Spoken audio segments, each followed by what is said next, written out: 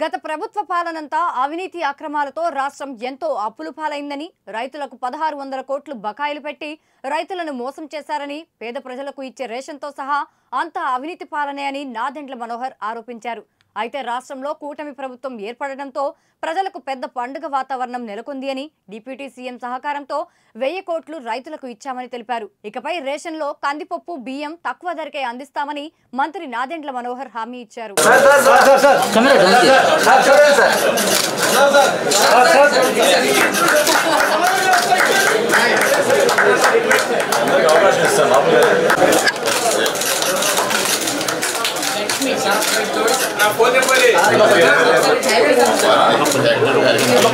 Rate కూడా చాలా తగ్గించారు.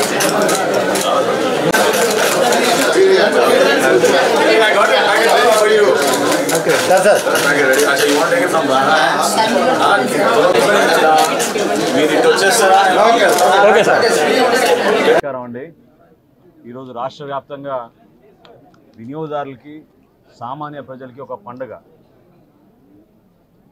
ముఖ్యమంత్రి గారి ఆదేశాలతో రాష్ట్ర వ్యాప్తంగా సామాన్యులకి అందుబాటులో ఉంచడానికి కోసం మా ప్రభుత్వం తీసుకున్న అనేక సంక్షేమ పథకాలతో పాటు వినియోగదారులకి నిత్యావసర సరుకులు సరైన ధరకు అందించాలనే ఒక ప్రయత్నం ఒక 10 రోజుల నుంచి మా డిపార్ట్మెంట్ అంతా కూడా కృషి చేశారు.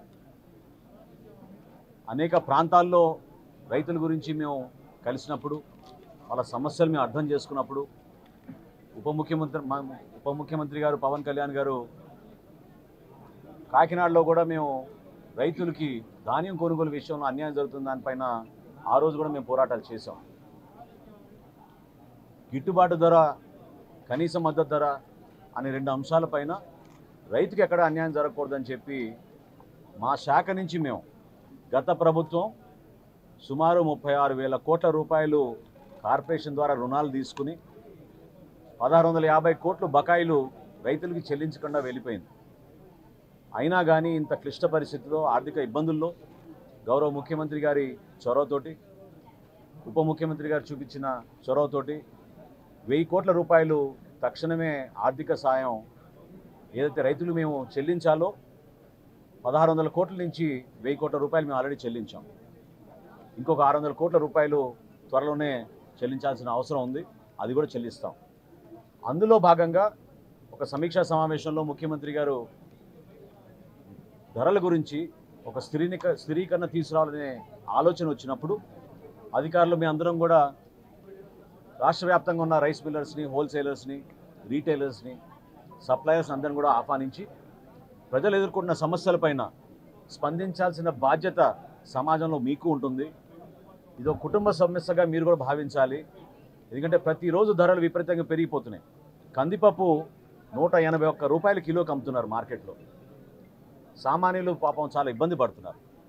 వాటి గురించి చర్చించినప్పుడు వాళ్ళందరూ కూడా పెద్ద మనసుతోటి రాష్ట్ర వ్యాప్తంగా ఒకే ధర అందించాలనే ఒక ఆలోచనతో ఒక 4 రోజులు కసరత్తు చేసి మా అధికారులంతా ఈ రోజున సుమారు 284 అవుట్లెట్లలో ఈరోజు కందిపప్పు ప్రతి వినియోగదారుడికి కేవలం 160 రూపాయలు కిలో చొప్పున అందిస్తున్నాం.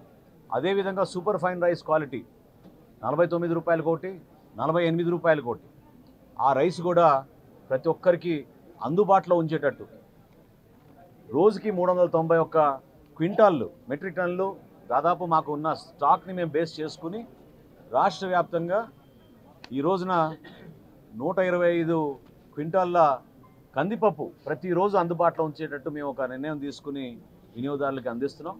వీటితో పాటు మేము రాబోయే రోజుల్లో ఖచ్చితంగా వీళ్ళందరికీ కూడా పంచదార కానివ్వండి, కందిపప్పు కానివ్వండి, రాగి కానివ్వండి, మిల్లెట్స్ కానివ్వండి, ఇవి పంపిణీ చేయాలని ఒక ప్రణాళిక సిద్ధం చేసుకుంటున్నాం.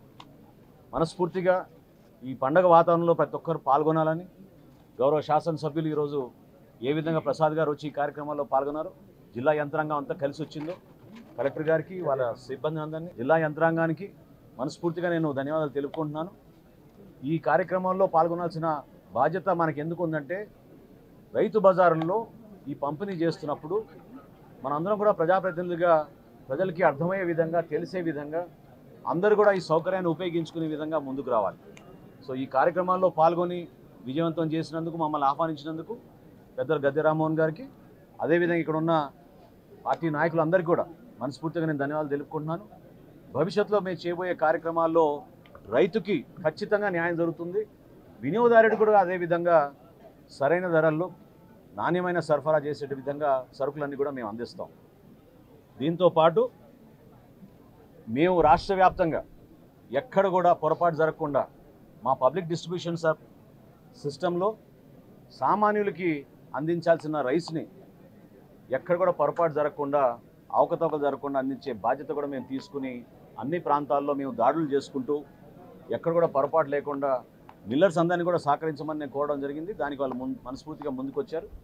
సో ఆ విషయం కూడా మీ అందరితో కూడా ప్రస్తావిస్తూ, మేము గతంలో చేపట్టిన కార్యక్రమాలన్నింటినీ కూడా కేవలం ప్రజల కోసం, మా ప్రభుత్వం గౌరవ చంద్రబాబు నాయుడు గారి నాయకత్వంలో ఖచ్చితంగా సంక్షేమ ప్రభుత్వంగా పేదలకి అందుబాటులో ఉండేటట్టు ఒక పండగ వాతావరణం తీసుకొచ్చే విధంగా మేము ముందుకెళ్తున్నాం. దానికి మీరు అందరూ కూడా సహకరించమని మనస్ఫూర్తిగా కోరుకుంటున్నాను. సార్, ఇంకా ఈ నెంబర్స్ ఏమైనా పెరుగుతాయా? స్టాల్స్ నెంబర్స్ పెరుగుతాయా? అంటే మొదటి రోజు కదండి, ఈ రోజు ఉన్న స్పందన చూసి ప్రతి ఒక్కరు కూడా చాలా ఆశ్చర్యపోతున్నారు. ఇప్పుడే నేను ఎమ్మెల్యే గారితో కూడా నేను మాట్లాడినప్పుడు అదే అన్నాను, రైతు బజార్లో ఈ విధంగా స్పందించడం అనేది చాలా గొప్ప విషయం. 284 అవుట్లెట్లు ఈరోజు ప్రారంభించాం. ఇది కేవలం రైతు బజార్లే కాదు, మన రాష్ట్రంలో ఉన్న హోల్సేలర్స్ అందరూ కూడా, రీటైలర్స్ అందరూ కూడా ఇదే ధరకు అమ్మాలనే ఒక నిర్ణయానికి వచ్చాం. సో పెద్ద పెద్ద రీటైలర్స్, డీమార్ట్ కానీ, రిలయన్స్ కానీ, ఉషోదయ కానీ, ఇవన్నీ ఏవైతే ఉన్నాయో సూపర్ బజార్లు, వాటన్నిటిలో కూడా ఇదే ధరకి 160 రూపాయలకి కందిపప్పు సామాన్యులకు అందించే విధంగా చర్యలు తీసుకున్నాం. దీనికి